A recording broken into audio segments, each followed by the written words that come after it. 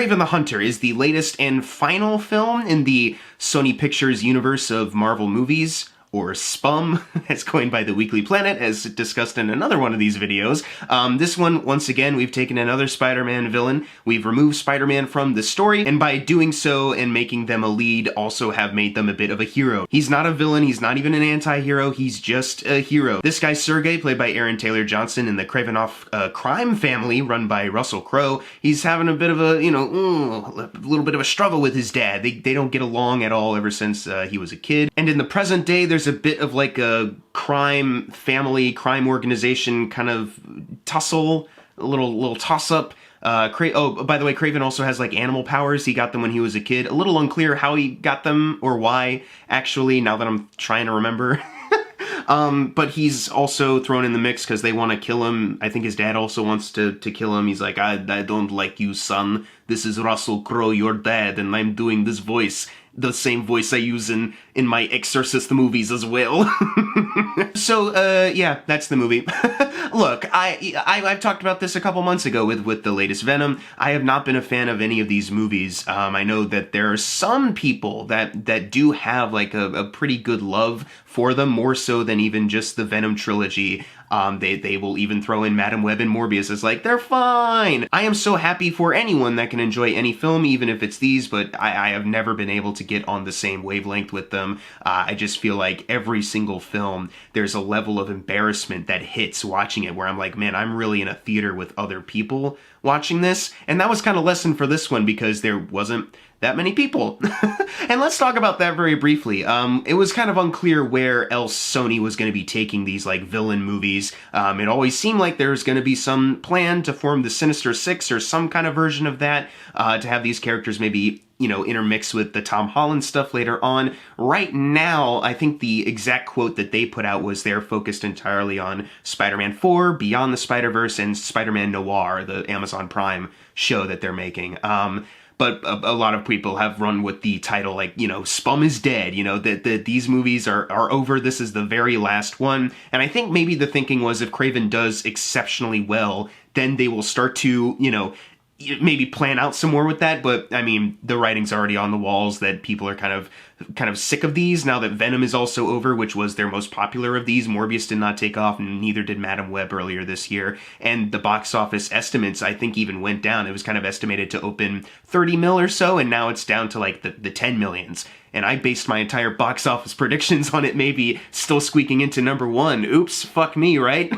So I just feel like overall there is this wave of who cares? Like a lot of like audiences are just like kind of over these. They tried it out for a bit. It was kind of a new thing that they were doing. And I think if anyone was like me, I think they were also just kind of holding their breath and crossing their fingers, hoping for them to just figure it out, to just make one good one. I think more people are aware of how Sony usually like chops these movies to bits and tries to mesh them all into a different thing than when they started. I think they are just very blissfully unaware that people are a little smarter than that now and can kind of see through. I do think like the trailers, at least for these movies, the Madam Web, Morbius, and KRAVEN had the better ones as far as like, okay, they're promoting a storyline that seems completely alien to like what a non-comic reader, but someone who did play the Insomniac Spider-Man game, someone who's aware of the basics of KRAVEN, this seems completely against anything that they've ever established. He's got animal powers now, and also, yeah, he's a protector of the animals. He's not a sports hunter, or his dad is, so is he like a real KRAVEN? Well, it's not like he really does anything like that in this movie.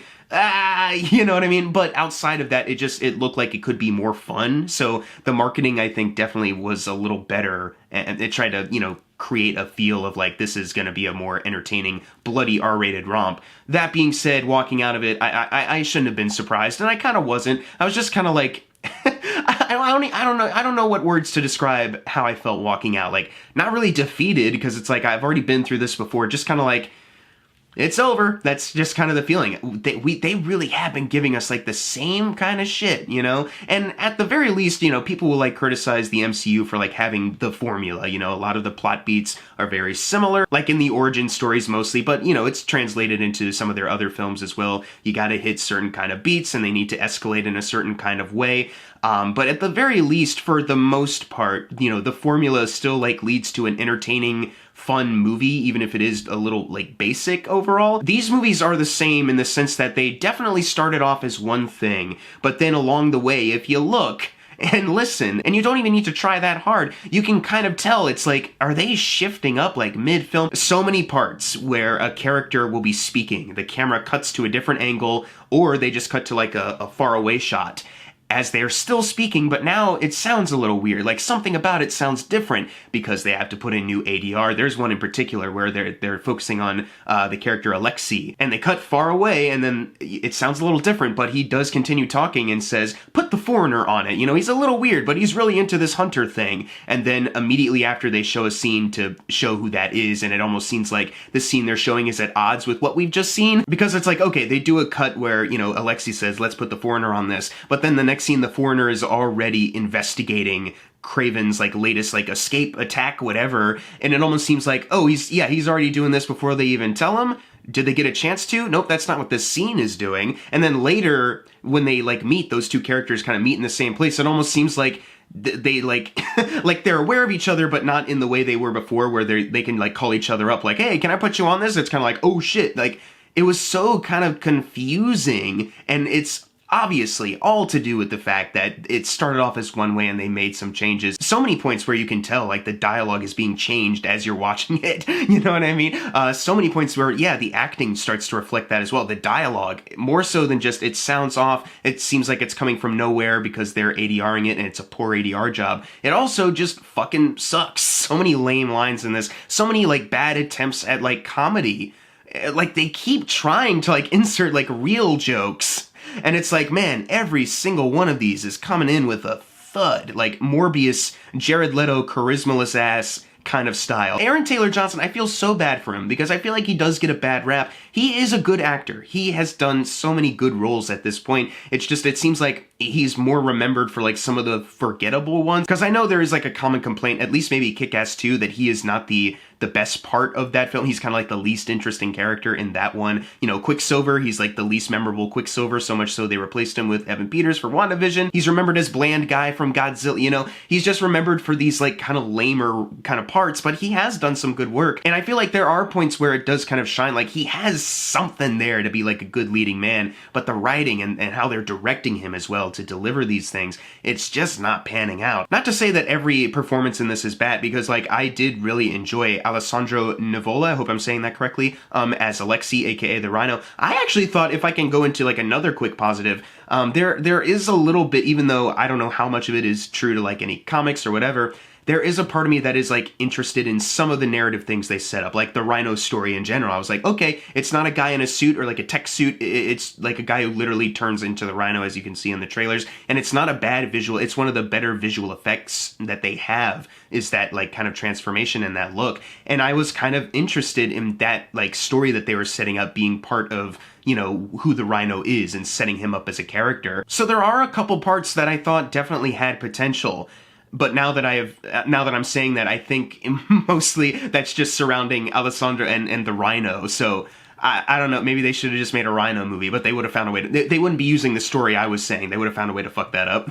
But also another thing is that, you know, this is directed by J.C. Chandler. He's made some good movies. He directed Margin Call, which is a pretty good one, and he also directed that movie Triple Frontier on Netflix, which is one of the better Netflix movies out there. It's got Ben Affleck, Oscar Isaac, Pedro Pascal, really good stuff. And there are a couple points where like the action, you know, take aside that he's moving like an animal, is that even something Craven can do in comics, whatever, just because of how like wild it is to see him move around and the camera's like trying to keep up with him, it can be pretty entertaining. Like there is a elongated like chase he's doing down the road, gets to the docks, he's fighting a helicopter, stuff like that, where I was like, okay, this actually, it's not that bad of a sequence. And, you know, yes, this is rated R, so there is like some bloodier parts of the action. So in some ways, yes, this is, outside of Venom, this is the best Spum has to offer outside of Morbius and Madam Web. So it goes all three Venom movies, and then Kraven and Madam Web, Morbius is the ranking, I guess.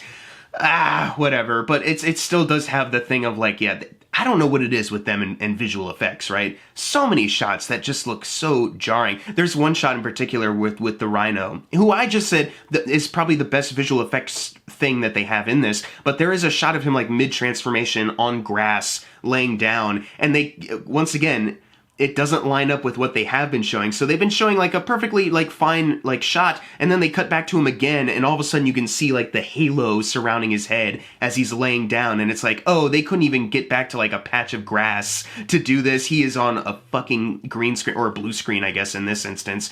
Jesus Christ, and it's so obvious. Like, that's the thing that hurts most, is that what I'm saying here as far as, like, you know, ADR, you know, maybe rearranging some things narratively, finding out later maybe something works better a different way. These aren't, like, completely, you know, abnormal. Like, I think in a, you know, better scenario, you have something worked out beforehand and you believe in the story and you're committed to that story instead of just like flipping it on the fly. But it does happen where sometimes maybe a better idea comes along later. Once you film it, maybe something is missing, so you go back and you do a reshoot. You can't go back to the same place, so you do visual effects to do reshoot, stuff like that.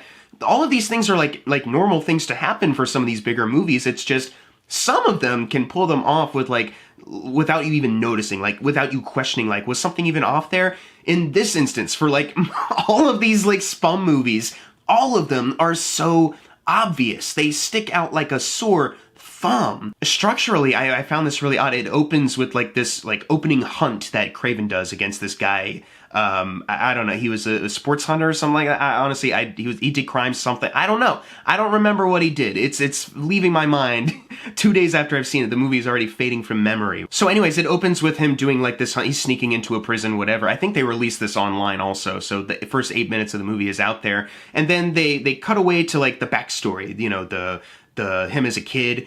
And they just kind of drop you into it, you know, just like quick cut. Okay, the guys are getting picked up at school and their dad is saying, your mom is dead, let's go hunting. And then they immediately go hunting. So you're immediately kind of like, oh, whiplash. Who are they as people before the tragedy is thrust upon them? Who are they before their dad tries to like manipulate? Oh, I'm not getting any of that. So what do I know? Oh, he has like a good brother, I guess. I mean, it's basically like Morbius again, almost. Like, it's another brother angle. Like, kind of crazy, actually, now I'm saying. I did not piece that together. It's like Morbius again. Especially, not entirely, but just the way it kind of got, it's like they tried to do it again. Oh my fucking God. So you spend a lot of time with like the origin story for like a good chunk of the beginning. You cut back to Aaron Taylor Johnson post that one mission, and then they, you know, put him on another mission where he kind of does the exact same thing again, basically establishing what you already saw in the beginning of the film. So it had me thinking, you cut that opening scene out, just let them as kids, like that part, just kind of play that out a bit more. And then you like just show it chronologically. It's almost like they felt like they have to open with a big action scene. They have to do that. So now they're kind of stuck with this format. So they're like, okay, well, we need to do that again, I guess, to establish that this is something he's consistently doing. And I was like, okay, maybe you could just cut that one scene entirely, keep this, but then it's necessary for him to have Calypso, played by Ariana DeBose. It's required because she needs to like him, and hunting down this one mob boss will do that because it wronged someone she was representing because she's a lawyer. She's a lawyer, but she's also in touch with like some spiritual stuff via her grandma, not necessarily family, just like her grandma. That's not really explored all that much. Neither is the powers that Craven is getting. Sorry, this is like a separate tangent. I'm sorry. I'm realizing right now as I'm doing this, like I started off talking about like story structure and now I'm going off on a tangent on how this doesn't make any fucking sense. I'm sorry. But it's like, there's so many things that happen in these movies where it's like, I have to talk about all of this because it's more than just like, oh, this sucked and this sucked and this sucked, overall like bad movie. It's like woven into the DNA of this thing to be a fucking mess. And where you have to like, one thing you talk about leads to another thing. What am I doing? You know, like, what is happening here? Oh God. And Ariana DeBose, she is fantastic. You know, she won an Oscar for West Side Story, well deserved. She's good in ISS, a good thrill, and House of Spoils, you know, not like this, you know, most grandiose thing of all time, but it is like a solid thriller, great performance from her. She probably gets like the ADR like thing the worst. Like she's treated the worst as far as that goes. There's so many points where I'm like, that is not lining up at all. The emotion, the lip sync, oh my God, you know? And I felt so bad for her, especially now because I feel like every review I see, like people are like picking on her specifically. And it's like, yes, it's not a great performance overall, but I don't know how much of it is actually her fault. Like it's definitely like the direction on the day and then post-production, like something has gone wrong here. I mentioned him a little while ago, but the Foreigner, played by Christopher Abbott, who is a fantastic actor. Can't wait for The Wolfman. He's great in so many roles. You can cut him, though. That character has basically nothing to do other than the same scene over and over again, where he looks at someone, takes off his glasses, and goes, 1, and then things get all trippy and weird, and then he shows up behind them and kills them. Does that, like, 15 times in this movie. And it's like, it only builds up to, you know, he has a scene with KRAVEN near the end, but it doesn't matter. They try to infuse, like, some, like, history. Maybe KRAVEN killed his dad. That was one of the people on KRAVEN's, like, list of bad people to get, but it's like another thing that's like barely fleshed out, barely explored. Russell Crowe, I thought going into this, he was going to be a bigger, you know, person in this, like a bigger threat, because that's what they kind of sold it on. It was like a father-son, you know, fighting movie, and instead, he's barely in it. They vaguely kind of explain, like, he, like, deals drugs, and that's what his, like, criminal empire is. You don't really see any of that, though. You don't really get a sense of, like, what that side of that world even is. Like, someone tries to perform a hit on him. There's a point where Alexei meets some people at a warehouse to try to, like, get some other people on his side, like a recent, you know, deceased mob boss guy who I think KRAVEN did get.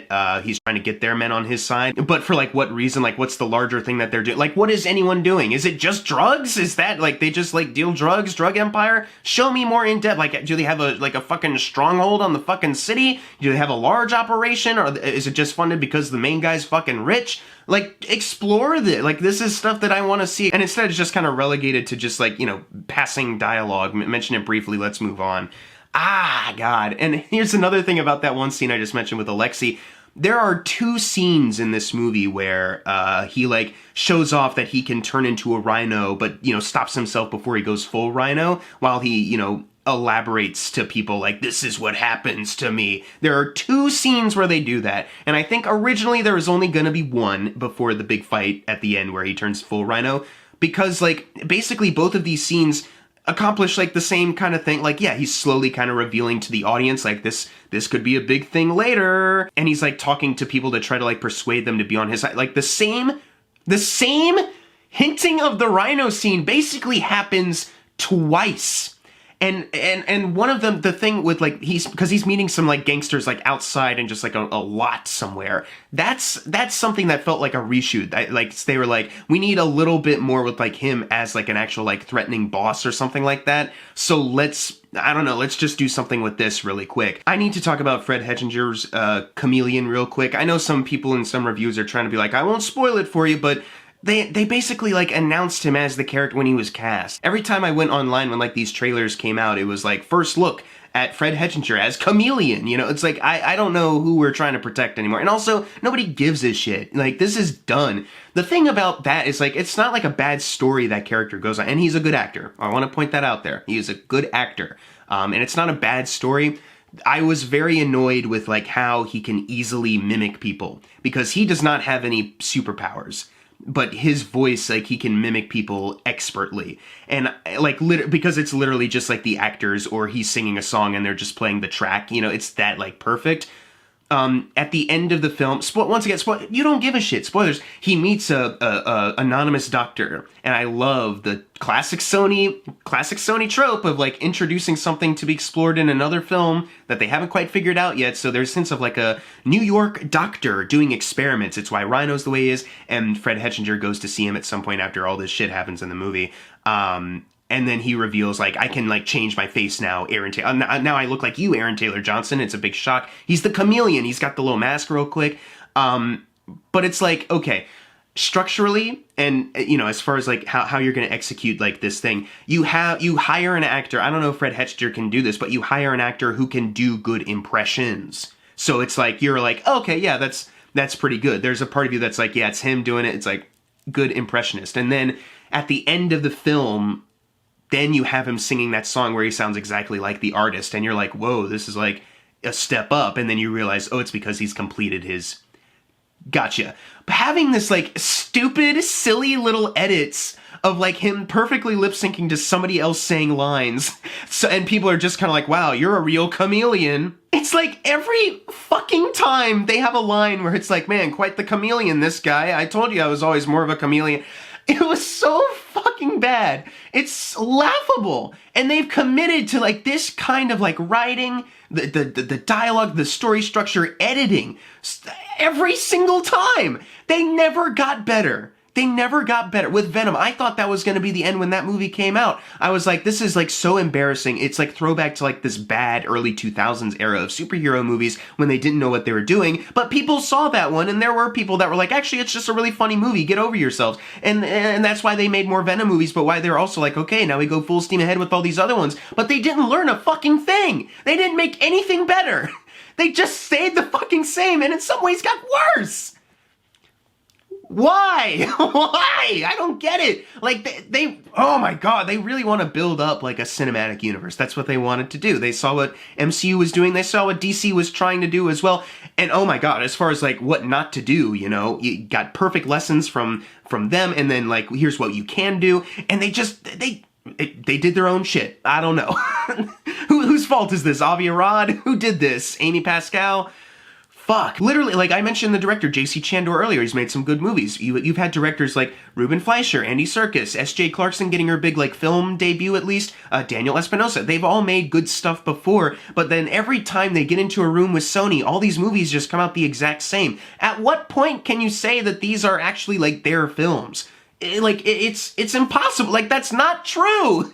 It's not true. I was baffled that there were no, like, last-minute hints at more post-credit scenes in this. I got to, like, leave right away. But still, gosh, like, every other, like, bad decision-making is on full display here as far as production, as far as the writing, even the casting. I mean, I hate to, like, you know, pick on them so much about this, but this is somebody who, you know, has not read comics. Like I said before, I know the basics of Kraven. I played Spider-Man 2 on PS5. I love the Kraven storyline in that. But, like, having Kraven in this movie be, like, this, like, a very conventionally attractive movie star, Aaron Taylor Johnson, who's all for fighting for the animals because he's spiritually connected to them. He can access, like, their powers for strength and crawling and blah, blah, blah.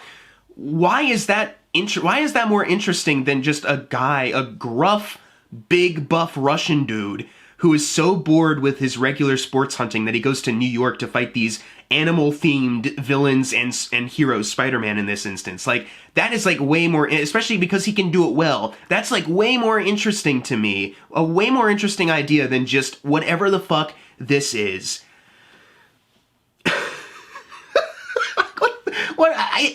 You know what? Best part is, we don't have to worry about this anymore. We're done. We don't have to worry about this anymore. This is over. This is gonna flop absolutely, because they've already said, like, the ticket estimates have gone down. Like, it's not gonna recoup. You know, it's not gonna bounce back due to word of mouth. The word of mouth is that it sucks and this shit doesn't matter anymore. So take solace in that. There are still, like, some, like, inept things that you can find very funny, you know, but nothing on the level of, like, hilariously bad that, like, Madam Web was. It's not completely boring and just, like, a slog like Morbius is, but it doesn't even have, like, the magically weird bad that the Venom movies had. It's just I don't know. It's just, like, it's this, like, totally watchable but still very poor in every single way kind of bad movie. I don't know how Sony has done this so many times at this point. I'm gonna give Kraven the Hunter a D. I just found a lot of this to be a complete miscalculation, very similar to, you know, Spum as a whole. There's so many things that I haven't even mentioned yet that just feel so minute in comparison. Like, the score I found to be, like, really generic, just, you know, been there, done that as far as music. They cast, like, the brothers when they're really young, around the same age, but when they transform into Fred Hetchinger and Aaron Taylor Johnson, there's, like, several years difference on them, and it's like, that's weird. Why? Like, they don't even really properly explain how Kraven is able to track down Calypso later in life, or why he was able to now, or just why specifically, like, why does he want to? There's so many things. I could be here forever, but I feel like it's just me saying the same shit over again, you know? Rinse and repeat. Sony doesn't know what they're fucking doing, or maybe more specifically, Avi Arad doesn't know what he's doing, or Amy Pascal. Whoever's fucking in charge of these movies, I don't know anymore. It's over. I should have known we were in trouble though when like you have one screenwriter who, you know, wrote all the Equalizer movies, you know, pretty consistent. He had a hand in Magnificent Seven, which like that's a good one. I like The Expendables 2, which he also wrote. But he also had a hand in that Jack Reacher Never Go Back movie that wasn't very good, and Jason Statham's Mechanic movie, the first one, like but then you also have the two other guys, Art and Matt, I don't know their last names, who outside of writing the first Iron Man, even though they've basically said a lot of that was improv later, they've also written Men in Black International, Transformers: The Last Night. So there you go. That's all you need to know, I think. Anyways, what did you think of Kraven the Hunter? Are you glad this shit is over for now? Leave your thoughts in the comments below what you thought of it, and as always, thank you guys for watching. Make sure to subscribe. I'm Jackson Fulcher. See you guys next time.